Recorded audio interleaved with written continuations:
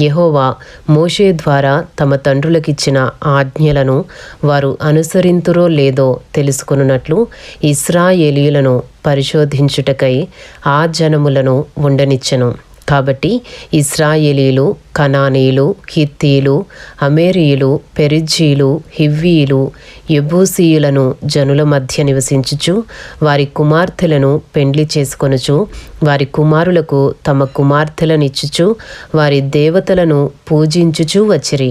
అట్లు ఇశ్రాయేలీయులు యెహోవా సన్నిధిని దోషులై తమ దేవుడైన యెహోవాను మరచి బయలు దేవతలను, దేవతా స్తంభములను పూజించిరి.